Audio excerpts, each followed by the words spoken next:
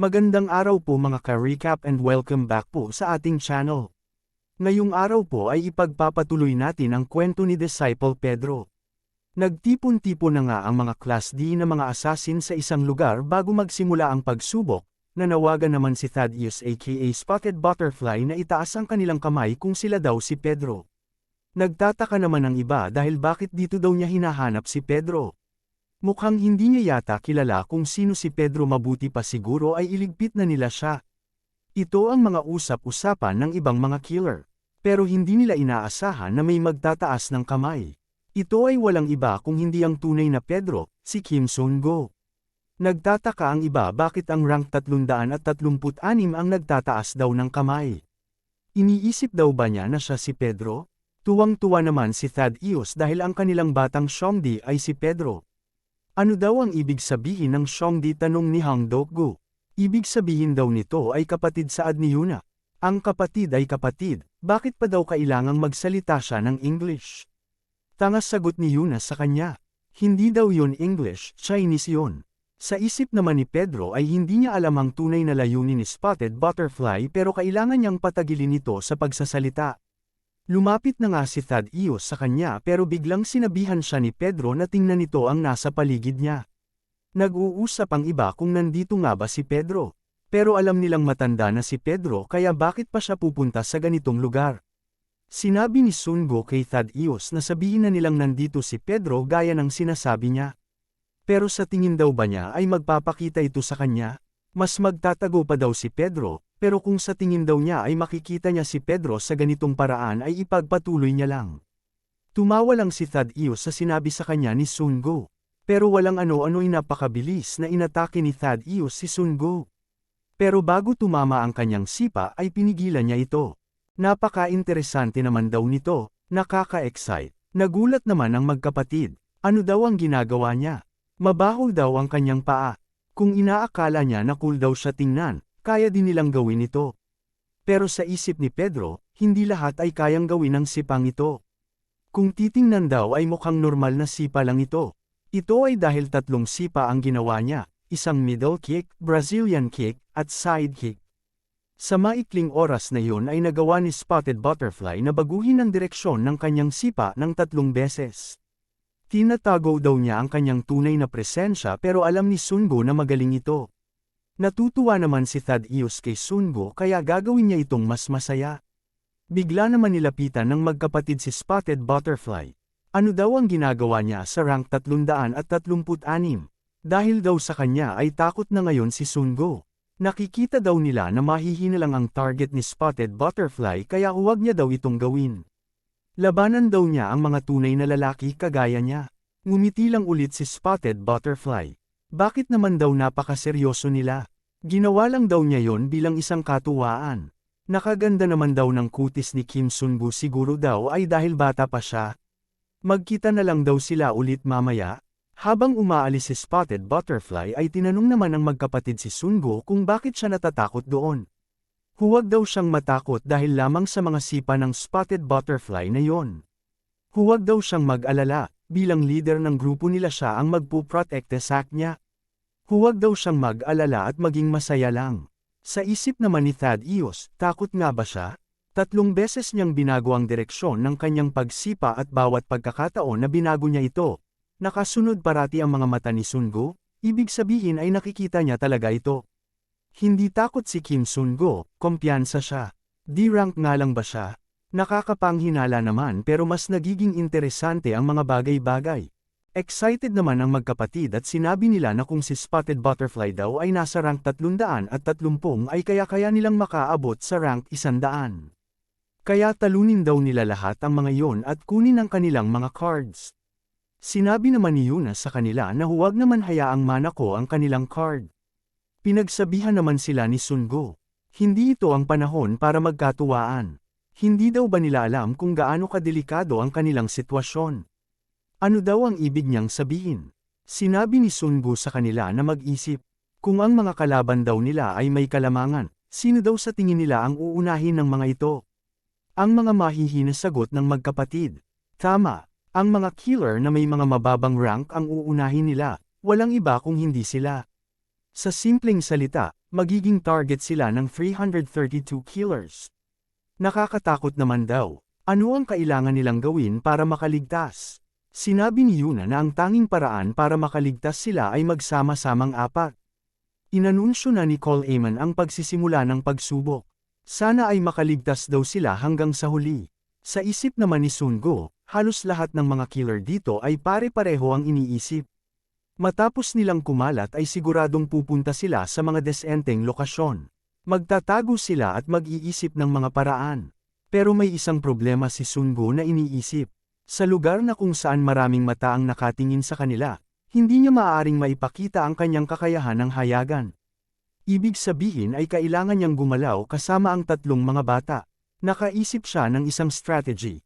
Tinawag niya ang tatlo at sinabihan na sumunod ito sa kanya. May paraan para makaligtas silang lahat. Sumunod nga sila kay Sun Go at ilang sandali pa lang ay tila naiinip na ang magkapatid. Bakit daw sila dinala ni Sun Go dito sa isang liblib at masukal na lugar? Pinagsabihan naman sila ni Yuna na masyado daw silang maingay. Sumunod na lang sila mga angry bird. Sinabi ni Hang Dok-go na isipin na lang daw nila ito.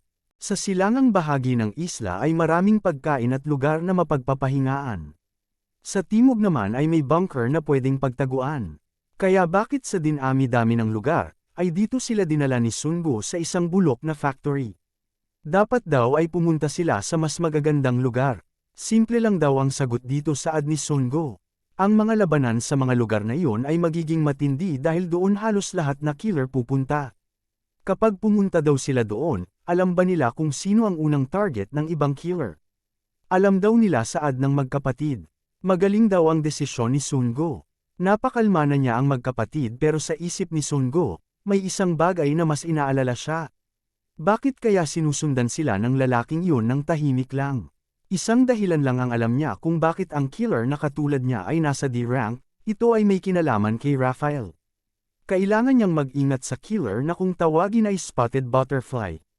Pumasok na nga sila sa factory pero biglang nagulat ang magkapatid kung sino daw ang mga ito. Mga killer na nasa mababang rank din. Sinabihan daw niya sila na pumunta sa lugar na ito. Ang mga killer na may mataas na rank ay siguradong aatakihin ang mga nasa mababa. Kaya ang mga taong nasa mababang rank ay kailangang mag-team up. Team up, ano daw ito sa ad ni Hang Dok-go? Pinatahimik siya ni Yuna. Sinabi ni Sun Go na ang lahat ay naglalaban-laban sa isa't isa, sila naman ay magkakaroon ng temporaryong pagkakasundo. Sa isip ni Yuna ay napakagaling ng desisyon ni Sun Go. Pero para makaligtas, kailangan din nilang kumuha ng mga ID cards ng ibang killer. Ano kaya ang pinaplano ni Sun Go? Ito na nga ang binanggit ni Sun Go. Kung ano ang gagamitin nilang paraan para makakuha ng mga ID cards. Habang nagtatago daw sila ng tahimik dito, ang iba naman ay abala sa pakikipaglaban sa isa't isa. Kahit gaano pa daw kalakas ang isang high-rank killer, hindi niya kakayanin na labanan silang 10 kapag pagod na siya. Kung ganoon daw ba ay hindi na nila kailangang lumabas mag-isa para kunin ang cards ng iba, tama ba? Tama nga. Sabay-sabay nilang aatakihin ng kalaban ay hahatiin ang mga cards na makukuha. Silang 10 ay magiging isang team. Sinabi naman ng clown na papayag sila.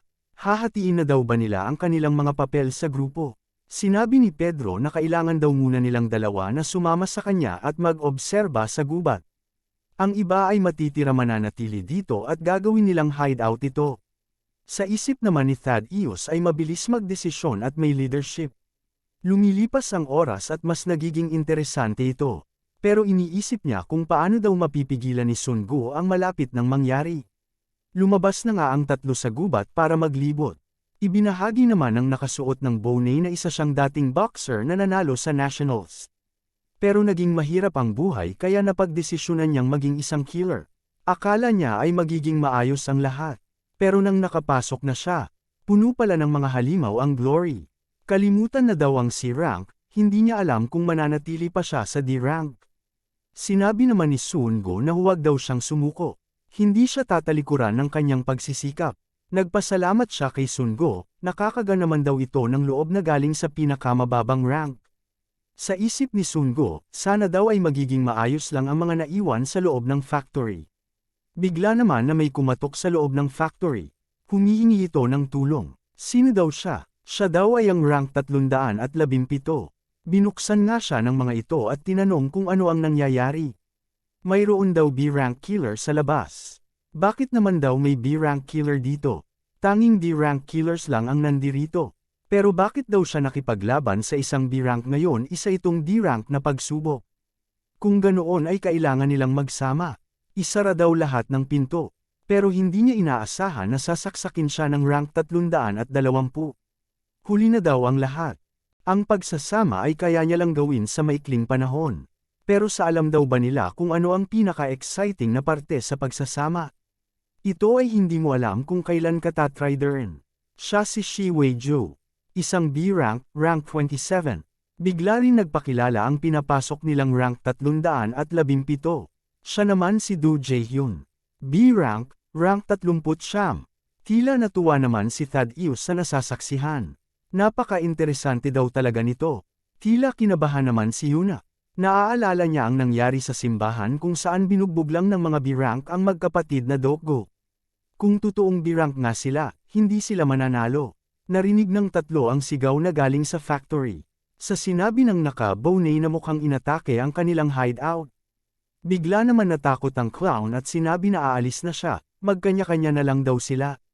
Sinubukan pa siyang pigilan ng naka-bonnet pero umalis pa rin siya. Mukhang masama daw ito, hindi daw ba kailangan na rin nilang tumakas? Napaisip si Sungo, mukhang nangyayari na nga ito. Balik naman sa factory, sinabi ng iba na bawal silang pumatay habang nangyayari ang pagsubok. Pero sinagot sila ng mga B-rank kung hindi daw ba nila narinig ang paliwanag kanina. Walang batas na nagbabawal sa pagpatay sa loob ng islang ito. Kaya ibigay na lang daw nila ang kanilang mga ID card at mamatay. Nakakatuwa naman daw ito, saad ni Thaddeus, kung lalala daw ang sitwasyon, kailangan ba niyang pumagitna, tanong niya sa sarili. Hindi niya daw gagawin ito dahil walang thrill. Titingnan niya kung paano lalabanan ng mga brothers and sisters na iya ito. Sa isip ni Yuna, naresolba ni Sungo ang mga ganitong sitwasyon, pero hindi maaaring gamitin ni Sungo ang kanyang skills dito. Sinabi naman ng magkapatid na maghanda. Kailangan daw nilang protektahan si Yuna ng buon buhay nila. Isang magandang buhay daw ito saad ni Hang Dokgo. Magkita-kita na lang daw sila sa langit saad naman ni Jae Dokgo. Pero nilakasan ni Yuna ang loob. Nagsanay din daw siya kaya anuman ang mangyari, lalaban siya.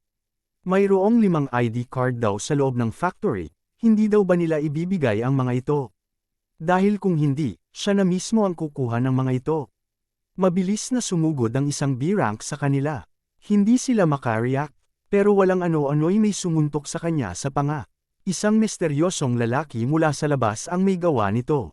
Hindi sila makapaniwala, may isa pang B-rank na mas malakas. At bakit daw naglalaban-laban ang mga B-rank na ito? Sa isip ni Yuna, walang ibang makakagawa nito kung hindi si Sungo. Kailangan niyang pigilan si Sungo para hindi mahalata ng iba. Pero nagulat siya nang makita kung sino ito. Si Pumpkin Knight. Nagulat ang magkapatid, ang rank 331 daw ay lalabanan ang mga B-rank. Sa lugar na puno ng mga mata, ang kanyang galaw ay limitado lamang. Isang paraan lang alam niya para hindi makakuha ng masyadong maraming atensyon. Kailangan niya hiramin ang pangalan ng taong ito. Ito ang dahilan ni Sungo kung bakit niya pinapunta ang mga lower ranks dito at kung bakit pumunta sila sa gubat na walang masyadong mga CCTV. Tinanong ng magkapatid kung nasaan daw si Sungo. Sinabi lang niya na nauna siyang bumalik. Pero bakit parang nag-iba daw siya pagtataka ng magkapatid? Iba ang kanyang pangangatawan kanina kumpara ngayon. Sinabi ni Sungo na ito ay isang growth technique. Tuwang-tuwa naman ang magkapatid pero sa isip ni Yuna, sa tagal-tagal nilang nakasama si Sungo, hindi pa rin daw ba nila ito nakikilala? Sino naman daw siya tanong ng isang B-rank na nagpanggap kaninang rank 317? Sinabi lang ni Sungo na isa siyang D-rank. Rank 331. Nainis naman ang B-rank na ito, lalabanan daw ba siya ng isang hamak na rank 331?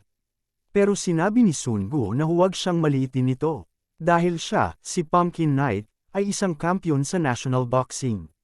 Abangan po natin mga ka-recap ang bakbakang ito sa susunod na mga kabanata. Maraming salamat po sa panunood at sana po ay nagustuhan ninyo. Please like our videos po and also subscribe to our channel. See you soon. Bye!